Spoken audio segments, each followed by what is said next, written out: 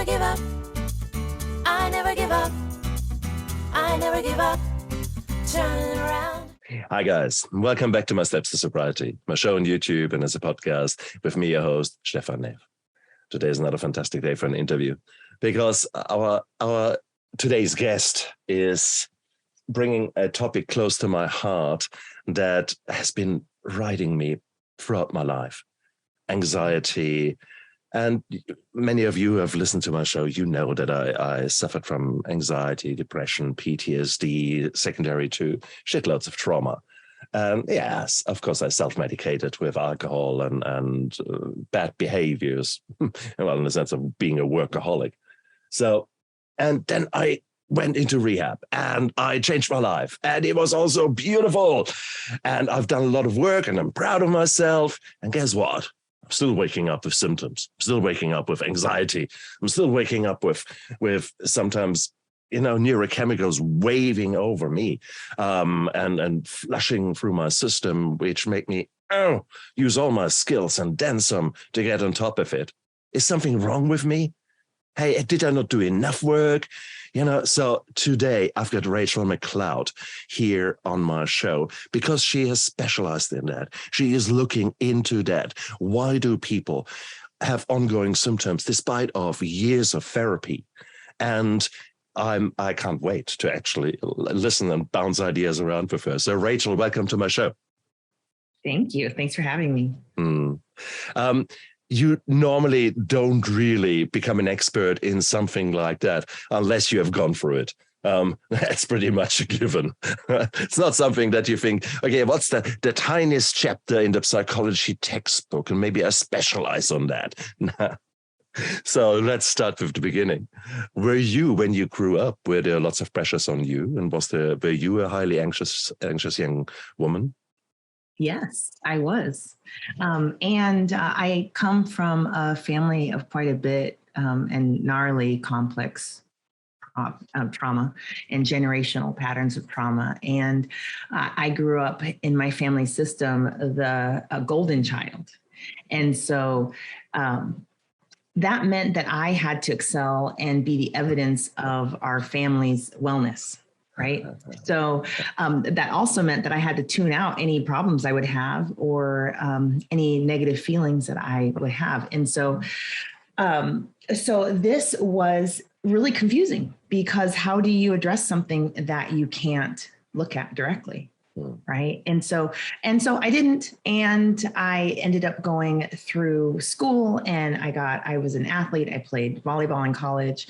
I went and got my master's in social work. I was going to be this therapist.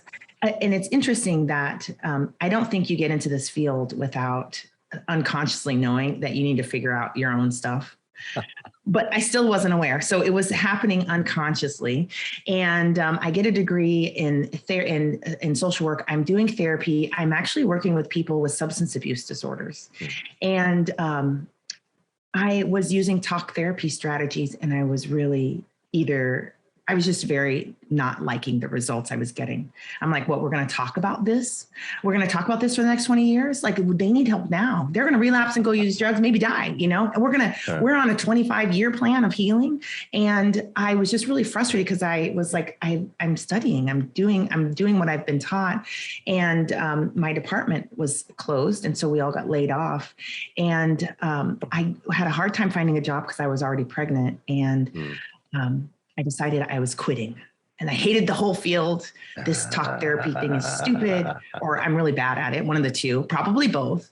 And I quit. And so 3 years later, I had 2 more children. So I had 3 children under 3, and I was in a mental health crisis. And so this one was, I could not high performance out of it. It caught up with me. I was going down. And so I couldn't solve my problems. I was foggy minded, couldn't concentrate. I was anxious. I was insomnia. I was doing all of the things. And my husband suggested I go see somebody. And so I didn't want to go see them, but I did. And I got diagnosed for the first time with obsessive compulsive disorder. Mm-hmm. And that was only the tip of the iceberg. I really, if they had better assessment tools, or if I had more insight and awareness, I would have also been able to share that I I would have been diagnosed with complex PTSD. And so here I was, a therapist, no clue that all this crud is not working. So when people tell me their therapist is crazy, I'm like, I know exactly what you're talking about. If you do not do your own healing work, it really will catch up to you, and you really can't understand the nuances and the need for wellness and the creation that goes into this. But what happened was I ended up seeing somebody who was doing some electromagnetic thing that blew my mind. She helped my son resolve a health symptom that the doctors couldn't resolve. She helped me resolve that in 3 days. And it was light and dark, like one and done. And I went back to her and asked for help. She gave me the training DVD set for emotional freedom techniques, which is not a talk therapy strategy. So I was all ears because I was mad at them. I was mad at the doctor. I was mad at everybody. And so she gave that to me. She said, try this, it will change your life. And if she had told me to stand on my head and breathe like this, I would have done it. But I go home, I read that, I watched the instructions, and that night I'm laying in bed with racing thoughts and I'm panicking and I cannot get to sleep. And something says, why don't you try that little thing? So I go and I pull it out and I try the tapping points. I'm trying to figure it out. I yawn. I'm like, oh, let me try it again. And I'm tapping on the different points and I fall asleep. I wake up the next morning and I am like, what else can I try this on? Because I didn't even choose to go to sleep. I just was like, anxiety, panic attacking, and I was out. So I wake up and I start, anytime I'm noticing I'm anxious, I'm using this intervention. Anytime I'm noticing my obsessions and my compulsions that I can't get out of, I'm using this. And all of a sudden I don't need to do them anymore. And I feel like I got this whole get out of jail free card, and I think my life starts working. I start solving my problems. I feel whole, like myself, and powerful. And like back to, at that time, I didn't understand the depths I would need to go in my healing. And so it's going to go back to achieving. And I did. But this was a real thing. And I thought, if I ever go back to work, this is what I'll do. Because I quit the field, I quit. So that's really what I did. And what I was doing, eventually I did go back. I wanted to see if this would help me, other people like it helped me. And it turns out it did. And then, so I started a practice and I just was helping people, and we would solve problems, but they would still have this disorder. I was like, no. So I started working with them, and we were, just playing around with, how do we end the disorder? How do we do that? And so after another, we were accomplishing it. And so then I started seeing the patterns. And I also thought emotional freedom techniques was the end all be all. But then I was trained in EMDR, and I saw that was also getting results. I was trained in thought-filled therapy that would also end symptoms, help the brain end symptoms. And then I ended up taking some interpersonal neurobiology where they talk about brain function. And I finally really made the connection that it's not the interventions, it's that the brain actually has a natural process for resolving symptoms of anxiety, depression, and traumatic stress. And that process gets blocked. And so the brain cannot complete the process. And so the symptoms repeat the information the body is trying to send up and do its job of communicating what's going on in the outside world and the inside world. It's trying to complete that process, and it can't. And so these interventions actually really help the brain right where the brain gets stuck in its symptom resolution process. And it unblocks the process, and all of a sudden that information can get through, and the body and mind no longer need to recycle that information like that. Plus all the information that actually makes it through the natural healing process. All of that stuff gets converted into a different form that really the brain will use for wellness. And even though it was a traumatic, awful experience, once it gets through the process, there's understanding, insight. All the pain is converted into a different kind of energy, which restores people's motivation. And really the brain can then go do all this repair work that it was waiting to do, because it wasn't getting the full reports of the things that have been happening. And so when I really realized that I'm just helping the brain complete its work, that's it. That's all I'm doing here. And the brain is able to resolve symptoms and then do the healing work that needed to happen. Like, for instance, with those of us with complex childhood trauma, and we had early trauma, our early system was working on survival, which means there's lots of brain work and neurodevelopment that it's not a priority. So the brain is really not spending time doing that. And so we come up with missing wiring, and our system isn't doing what it needs to do. And so all of a sudden we have these problems. So all of a sudden you just help the brain do the work, and bam, it works. And that's why I'm here. And that's what you're really describing. That's you have beautifully gone behind the neurobiology of post-traumatic growth. And you're basically describing those steps that I was lucky to go through. But interestingly enough, as you say, there is sometimes you look at a problem or at a situation from one side, and you come against walls, and it just doesn't work. And then you settle the horse from a different end, and suddenly you think, bloody hell, you make that breakthrough. Happened with me with hypnotherapy, with PTSD. It did not become clear to me for a long time that PTSD was actually a very strong driver in me. I had disguised all the symptoms and everything, disguised it in really positive ways. I've got a good situational awareness. I'm a good doctor. Nothing can catch me out. Yeah, I was hypervigilant to the nth degree, and it took a different approach. But it opened the door immediately. It actually, literally, like with you, 3 sessions, badam, I had that problem suddenly done and dusted, and I had spoken about the trauma that happened to me, but suddenly there was this insight. Yes. Something changed. And those symptoms were never the same again. And in actual fact, they disappeared for a better part of 3-4 years now. Interestingly enough, the interesting dreams are coming back. So intriguing. So I guess the work never ends. And it's time for us to constantly reevaluate and see where we can go. Wow, what a story, girl. What a story. I think there's truth to the fact that the work never ends. I think that our inner world is like a house. When you can't complete the processes of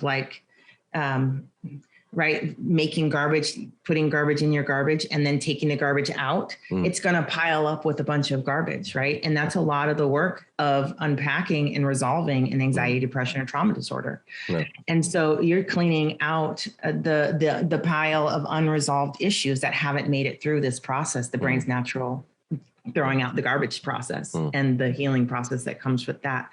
And the other piece is that when people are finished, there are always dishes to be done, and there's maintenance, there is, and every once in a while a pipe will break, right? Or something, or you decide, hey, I want to pimp out my backyard, put a couple of, this and that in. Brains do that. They say, ooh, you know what? I just realized I wanted to build a new function. And so next thing you know, you're going through the process. And when they do that, they go take out the stuff from the back and they pull it up. If you've done your trauma work, a lot of the stuff they pull up will already be processed and will just be seamlessly worked through because it doesn't register as pain in the brain like that. But you're always going to find stuff, I think, I suspect that comes up in bringing the stuff forward that just has never ever surfaced. And so that's why I really think it's important for people to learn how to do their own healing work, because that way, when this stuff comes up, they can really just wash their dishes, build their patio, right? And then if it's a more complex job, they can go get some support, but they're not helpless in the process, right? Maybe they want another pair of eyes to look at it with them, you see what I mean? So it's really important to be able to, and really what we're talking about is, right, our body is this big receptor. It has all this, it's gathering information from our senses of what's going on outside of us and what's going on inside of us. And then when we have this information that's coming through that registers in our brain as pleasure or neutral, it just zips through this process unchecked. very, very fast. It's electrical. It's running through the nervous system. But then in the same report, we might have information that registers in the brain as pain, maybe emotional pain, somatic pain, relational pain, any of that stuff. That stuff starts signaling to the pain neurons, start saying, hey, there's pain here in the survival system. It's just jumping in. Hey, there's pain. We must be in danger. We're going to close down this communication process and shift over into survival mode. Just because our communication system is saying there's pain. And so that once it shifts over there, the communication process shuts down. We go into survival mode, which is fight, flight, freeze, faint, or fawn. That's where we experience our symptoms of anxiety, depression, or traumatic stress. And so all of a sudden now with the interventions and the way I do work now, I'm really concerned about getting the survival system to open up that healing process and to stop closing it down. And hey, let's shift out of a survival state. You're safe. And so the interventions I use are interventions that speak in the native language of the survival system, which the native language of the survival system is the body. Its job is to keep the body alive. So even though the body can be sending these messages of distress and danger and doom, we can use the body to keep sending messages of we're safe. Let's let this healing happen. And all of a sudden it responds instantly. And so we can really get in there and get that communication loop flowing nicely. And we know when this isn't working. We know when the communication loop is not working because we will be experiencing panic, right? Because if the survival system's sitting on top of this communication loop, not letting anything through, but the body's doing its job of sending the information up, hey, this isn't safe. All of a sudden it's like backing up and kind of exploding and it's big because it's not going where it's supposed to go. Yeah. And then if it doesn't get it through, it just keeps it back down in the body. The body has to store it. Right. And so, but if we can get that open, it's like it's finished. And we also know because we'll have mental challenges like looping thoughts. We'll see the same thought over and over again. That's not how it's supposed to work. It's supposed to be zipping through the process. So if it's not, that's a signal. Hey, this process is not completing. Right. If we're running in the same cycle with other humans, something in there is not completing because our brain its job is to keep learning and growing and maturing. Why would it be bringing us back to the same cycle? Well, it hasn't figured it out yet. There's something in there that needs to resolve so that it can shift the cycle, create a new way of being with the person, place, or thing.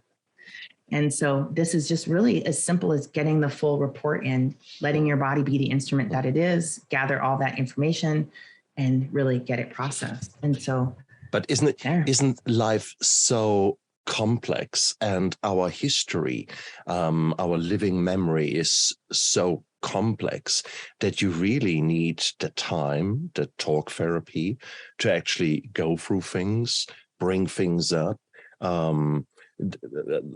mull them a bit around, and maybe with you repeatedly bringing them up, putting less and less emotional upset or disattach the emotions from the things. So would that not do the trick?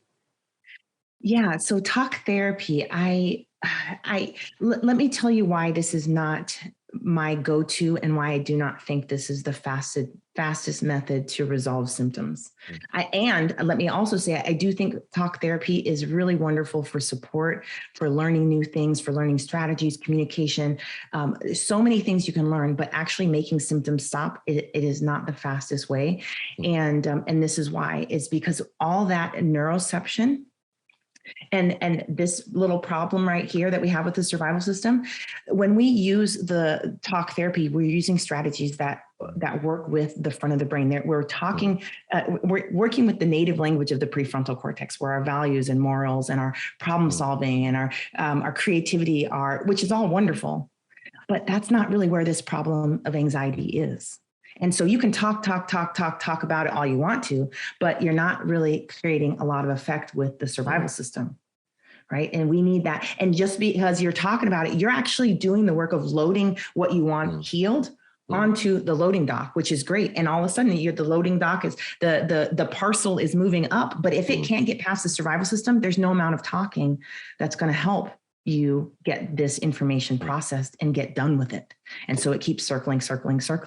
And so what I really have people do is I have many people who, when processing their traumas, never talk about it at all. You don't have to, influencing this part of the brain, you don't have to talk about your traumas, your abuse, your situations, which is incredibly liberating, because talk therapy has been found to be re-traumatizing. Because you're doing this, you're loading up this work that you want done, and then you're trying to cram it across the survival system. The survival system's like, no way. And so then all of a sudden fireworks of symptoms are occurring. And sometimes that overloads the system and destabilizes us. And then we have other symptoms.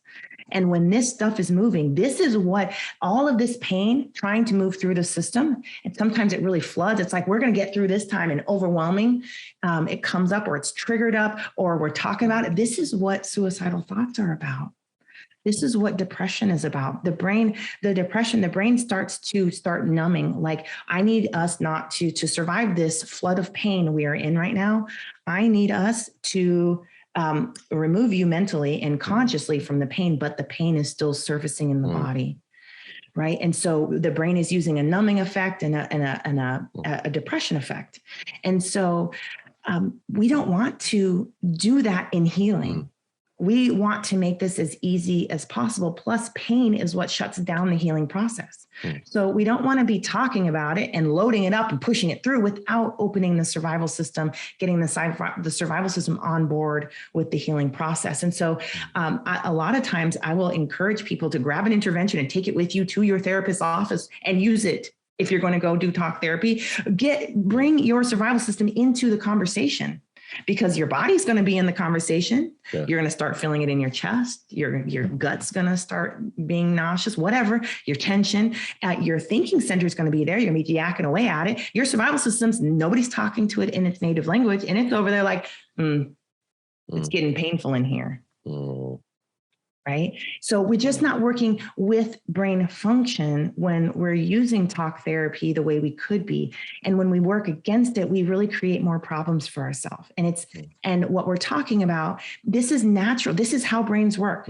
The reason why when we have babies and they come out and they're crying and we swaddle them up and then we pick them up and rock them and pat them is because we're actually working with their survival system to, even though they're getting all this stimulation going through their body, we're also sending messages to the survival system. It's safe. You can let all that information go. And the baby is learning how to be with oxygen and light and humans for the first time. And their learning system is open.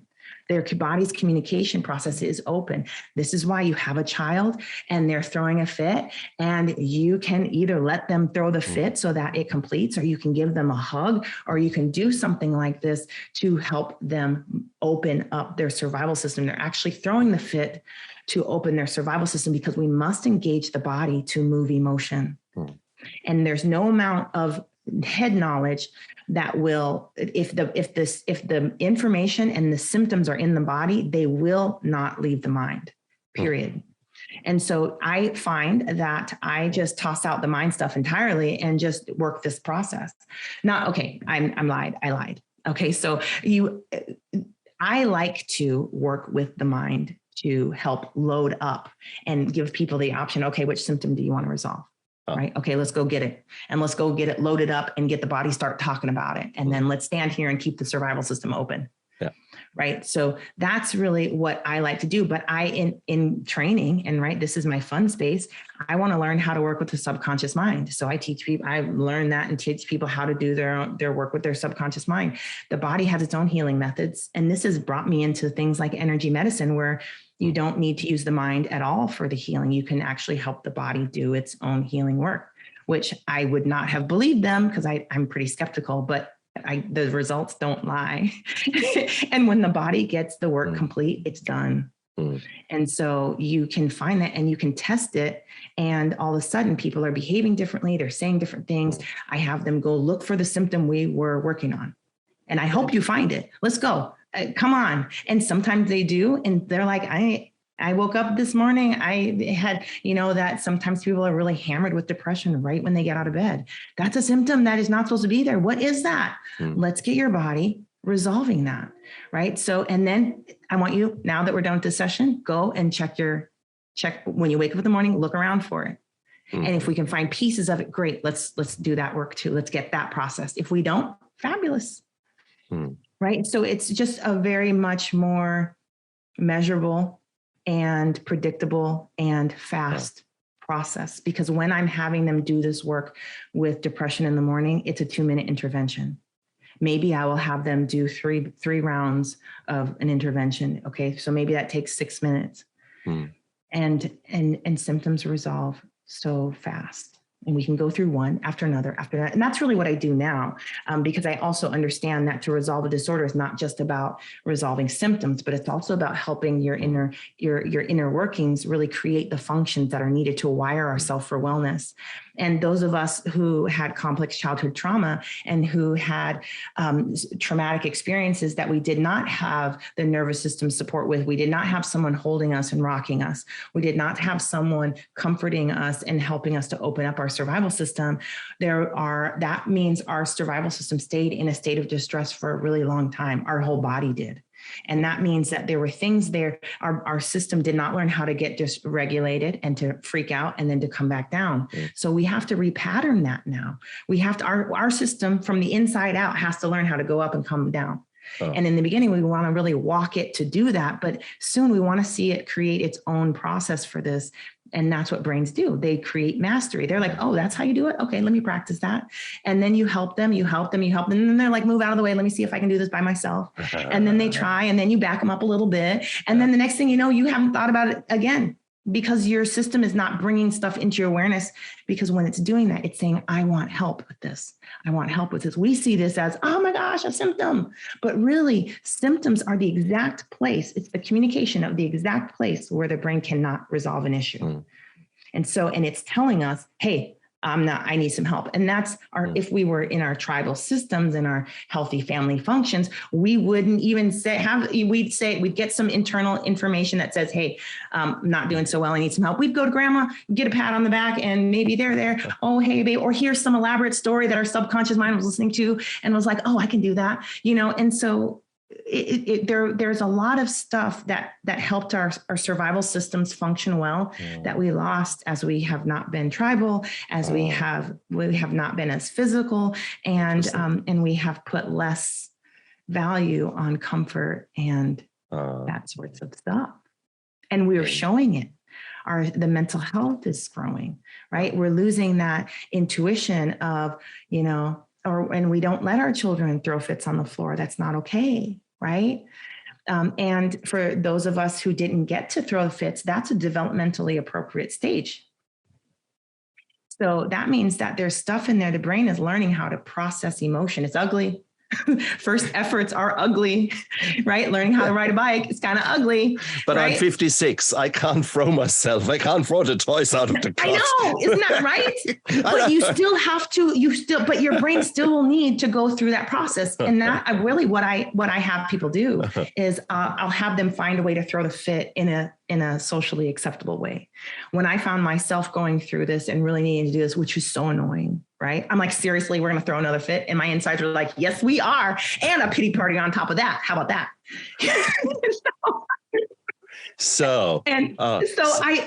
I have them do it with an intervention, maybe in their journal, maybe in their car, right? Someplace. And if we can let ourselves go through this process, our brain learns, oh, I did it. I feel so much better now. And then pretty soon, with children, what happens is they'll throw the fit and they'll eventually kick their foot on something while they're screaming out. And then the brain says, oh, well, we didn't take very good care of our body while we did that. Maybe we could do this thing without throwing ourselves around, and then you see a progression. Right. And parents, there are people that specialize in this. I don't. So I'm making up stories. But the fact of the matter is that if we're in healthy development, we don't stay in these patterns for a long time. If we are being childish for a long time, that means there's something stuck. Something is not moving through. Our brains are naturally mastery centers. Nicely put. You use a complete different angle to look at the ongoing resentment that so many people feel, the resentment, the anger, the anger being signs of depression and signs of trauma, of unresolved issues. Yeah.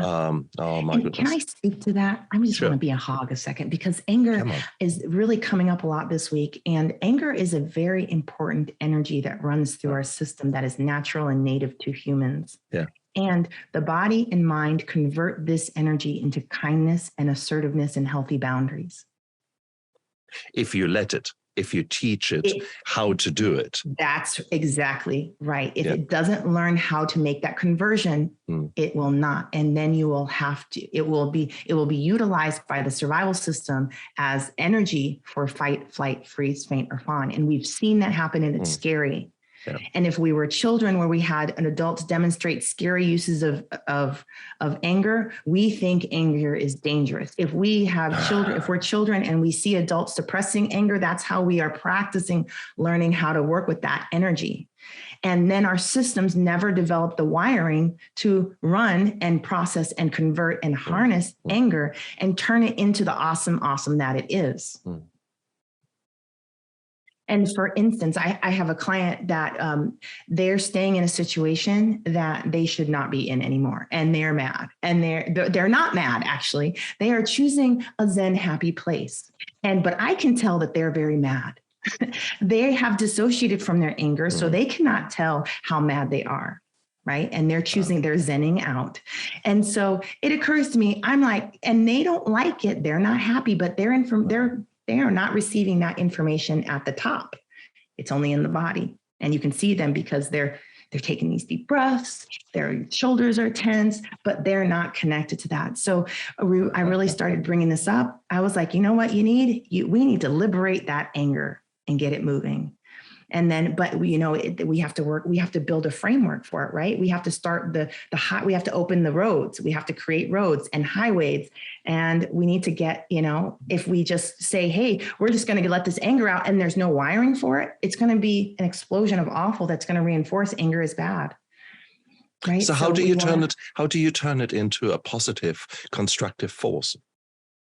Well, there's tons of tricks about this, but at the fundamental level, you find it and maybe you stay away from it. Maybe you see it in your mind across the road, or maybe you see it in your mind as a lake of awful on the way other side of the earth, whatever. Or maybe you go sit in it and you just put in with a little bubble around you, who knows? And the thing is, you need to be aware of it and just start using an intervention through my strategy. When I practice this with energy medicine, I will hold anger points on the body. There are points that you can hold for 2 minutes that will help the body process this stuff. And we want to bring all players on board because sometimes it's too much for the mind. But the truth is, if you can move a little bit of anger, your system's like, interesting, that's new. Right. And then it'll like tolerate you. Can we find a little bit more? Okay. And then we can go move a little bit more and then a little bit more. And the system's getting accustomed to it. And then there's a little bit of bravery that happens in there. It says, I wonder if we could be angry about this. I don't know. I think we're scared. So we're processing the survival system response to even the idea of being angry. Yeah. And that anything that your brain looks at, it's going to start building all the programming for. And so one of the tricks is just to find a safe way to look at it. Like if I show you a picture, your brain is going to start looking at it. It's going to start making connections. Oh, this reminds me of this. Like there's a lot of brain activity. And so just having somebody look at their anger in a safe way, which can be done in talk therapy, will load that for healing. But if we don't get the system open, none of that will get through. The brain won't. We need the brain to learn to take the energy of anger or sadness or grief or jealousy or rage, and we need to just take a little bit and get it through. And that's enough for it to start learning, oh, we could actually do something different with this. Okay. And I like to stay on it long enough because we need to build the whole system for it. We need to build the experience. We need to get the muscles going strong enough. We need to keep it top of mind for a moment. So I'll have people spend a week or two right there and we're getting that going. Then we can move to another project. Well, I have people do, brains can multitask. So we'll have them do as many as they are able to. And then we'll switch to another task. It'll tell us, your brain will tell us when it needs help. Or you'll see it. You'll see, oh, I got a little angrier than I was comfortable with. Or I started to feel like it was too much. And so I just shut down. Great. That lets us know that there was a challenge in there. Let's go back, review it, and get it processed. And then if we go take your brain to go look at the explosion that was about to happen, your brain will start making wiring for it. Right. But some of us are moving so fast, we don't even know what we should be looking at, where we want to point and shoot our brain. We get to guide our brain to build the wiring we need. But when you grow up with complex childhood trauma and you're missing all this wiring, you just think that's normal. Of course it is. Is there, I mean, can we do an exercise together to actually see your technique or one of your techniques in action? Because I'm certainly, if I look at myself, it is just shitloads of things are happening, uncertainty in the world, uncertainty around me, financial winter coming. So there is a lot of activation of my fight and flight going on, not yet to the level where I bring out the not so nice guy. And I've got two not so nice guys out of interest. There's one not so nice guy. Okay, he is an idiot. He is in distress and he's lashing out. Now I've learned to keep him away. I've got another guy in there. He is an ice cold warrior. When he comes out, emotions disappear. There is a crystal clear vision there. This is a man who can walk over corpses and has no feeling. He is actually beautiful. I'm scared of him, but he has helped me through some hard times, and he is beautiful. So therefore, there is a positive side to those things. All of these parts. Exactly. They are there for a reason. They are there to help us survive. So within all means. But unfortunately, I'm left with me. I don't want a crazy dude. The ice cold warrior, a bit scared of him. Keep him resting for a time being. But maybe there is something that you can teach me how to deal with this activation of fight and flight that inevitably this world right now is putting on me every day. Yeah, let's do it. And I want to say about those two parts. Those are parts and information that are not yet integrated into the self.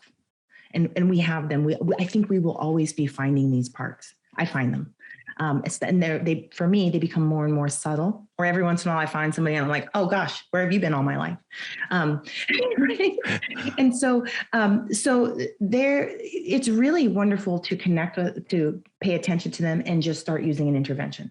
That's a little bit more of a complex thing to do. It's a more complex process, but it's phenomenal because instead of them pushing you out of the driver's seat, you get to stay in the driver's seat when they're here and get advice and use all their resources and their strength while being yourself, right? Because the two become one, right? Instead of us being fragmented, we become one and more whole and more. And that means we have more tools in our toolbox. A lot of times with trauma, we're just left with one hammer. You can't build a beautiful house with one hammer.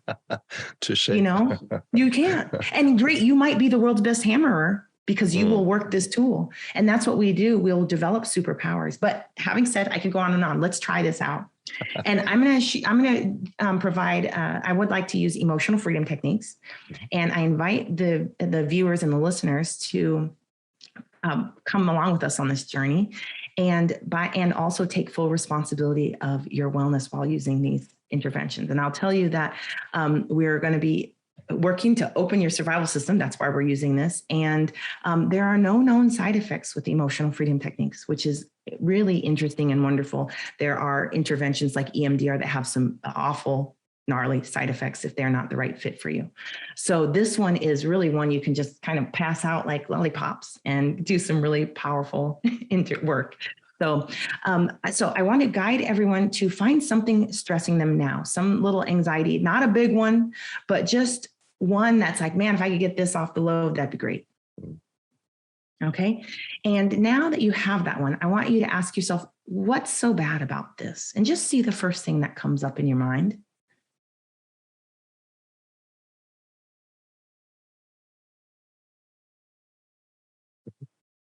Okay. And then while you're holding that in your mind, I want you to ask, well, what's so bad about this?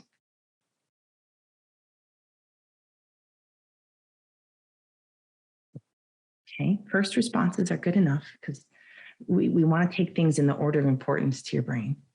Okay. And then usually, no rule to that. But now, while you're holding that image in your mind, I want you to check out your body, and I want you to see your body's response to that. What's so bad about that? And just notice your body has something to say about this too, and that it's participating. Okay. And now I want you to go ahead and tap on the side of your hand. This is the karate chop point, the side of your hand that's opposite your thumb, the fluffy part. And you're tapping there. These are light. They're on top of the skin. Some people don't like their body touched at all. You can tap outside of your hand in the field, in your energy field out there, right over the point. And then you need about 3 to 10 taps. Some people will take more. Some people will do less. Some people will rub, whatever. Doesn't matter. Just do it. Do your thing. Which and then side? I want to have you can do both sides or just one. Some people like both. I switch back and forth. There's no rule to that. Okay. And then I want you to tap on your eyebrow points, the beginning of your eyebrow points by your nose, on the eyebrow hair area, and then outside your eyes in the corner. And just think about that body response and what's so bad about that, just a little bit. And under your eye, we just want to load it up on there. Make sure your brain knows exactly what we're working on here.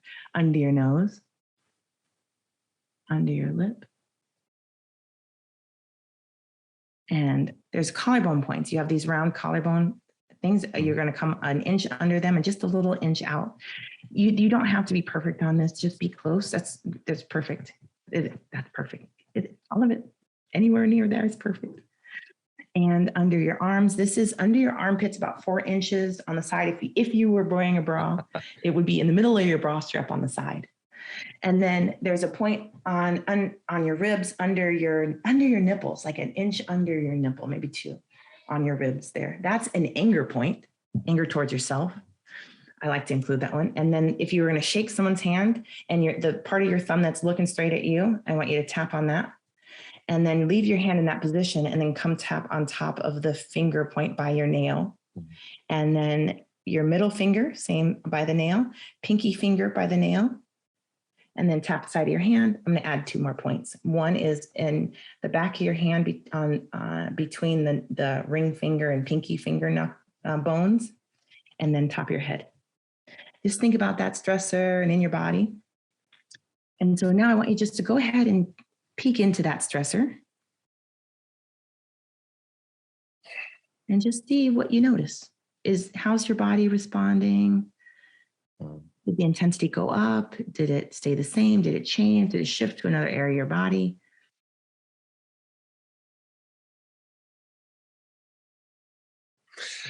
It's hard to answer that because, well, first of all, the symptom is gone, to say so. But at the same token, automatically my conscious brain went through a lot of moves there. And I thought, oh, okay, I recognize that.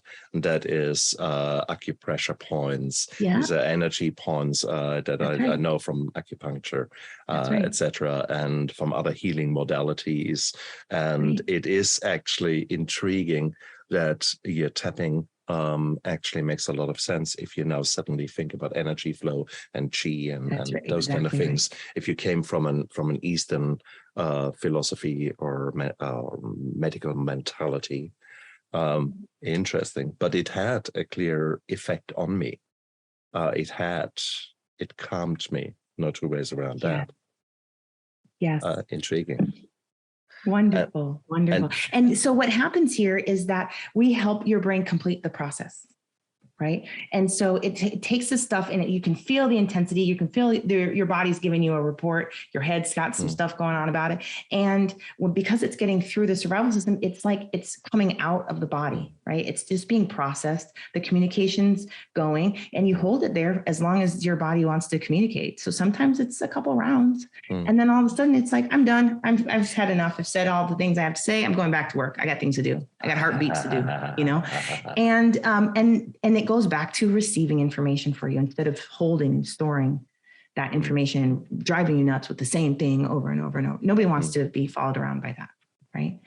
So another thing that you'll notice is that your body will calm And then you'll notice more insights occurring, and you'll notice an increase in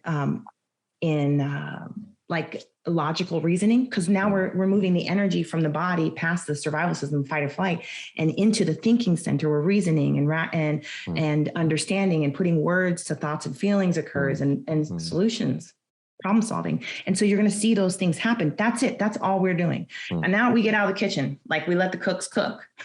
So I don't mess around with that stuff. They will let us know, hey, I'm going to need some salt and some bell peppers, and then your body's going to say, I have that over somewhere in your elbow, in your knee, or just, and then we just deliver the goods. And they make this beautiful stuff. And we see if we like the results. If we don't like the results, which is often when we're trying something new, right? The bike riding, we're like, you need to work on that. So, we can keep tapping to help process the information. Because sometimes when we are riding our bike as adults, maybe we're having a conversation with somebody and it hurt. And maybe so our system has to process that hurt as well. And so we have so many opportunities to help our brain practice this and to really create that wellness and support ourselves. The other thing you have to say is that you just took control of the situation. You were no longer a victim by taking action.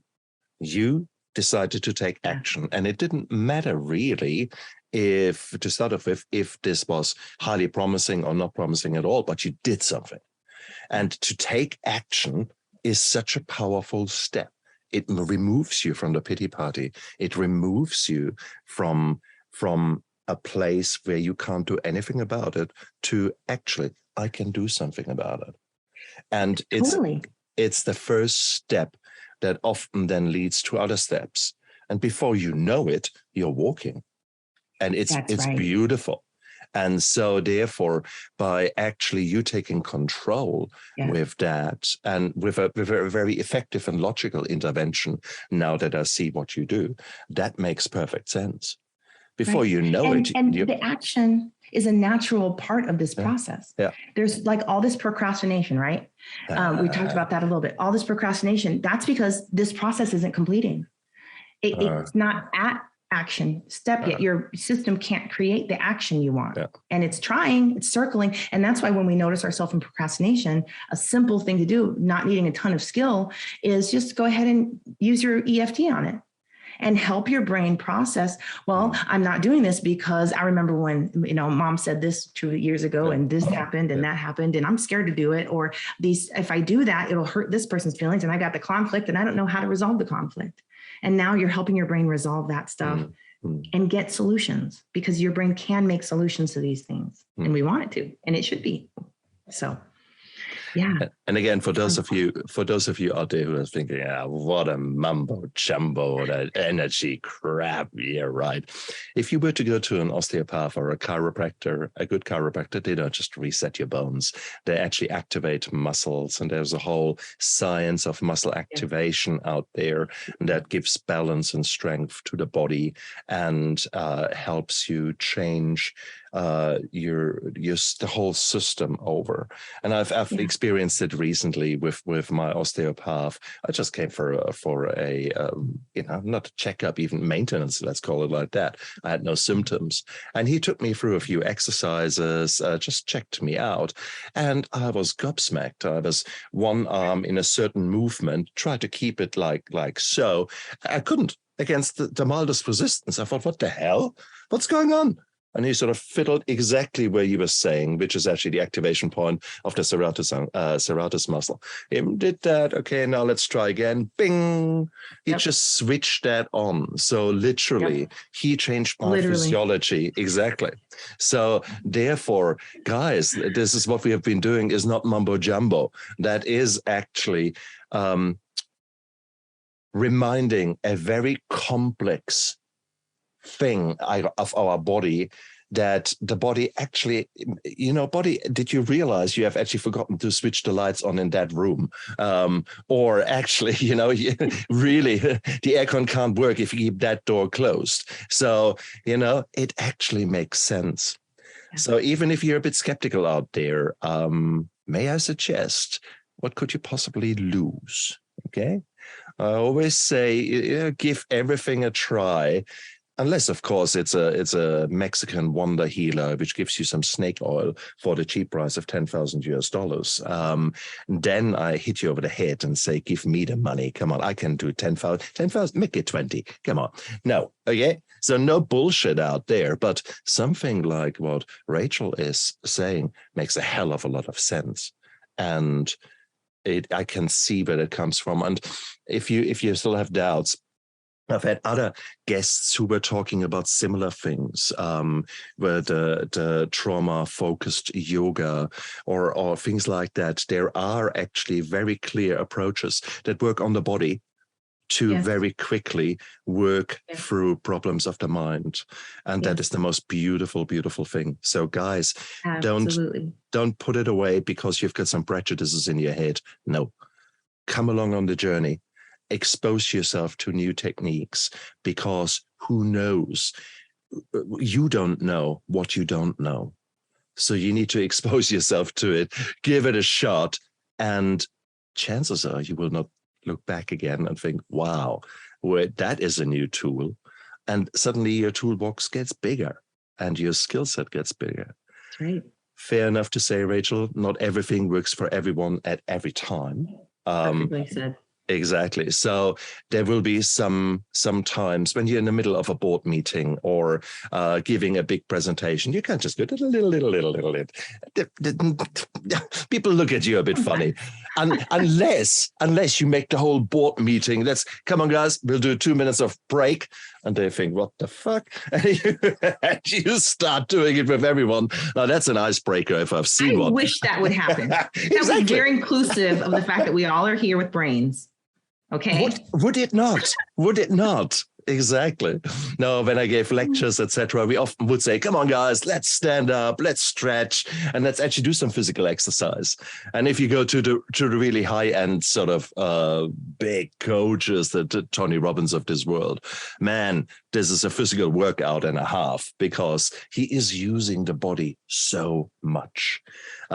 So you using only your brain and sitting there and pondering might not actually be the right way. So, Rachel, what you have introduced me today to and reinforced to a certain degree, you actually opened my own mind towards new skills, or towards skills that I knew or had heard about, but I didn't put them into the bigger theme. Now that I know a bit more about it, and you looked at them from a different angle, you helped me look at them. I'm very happy to introduce them and use them more regularly. So that is actually really beautiful.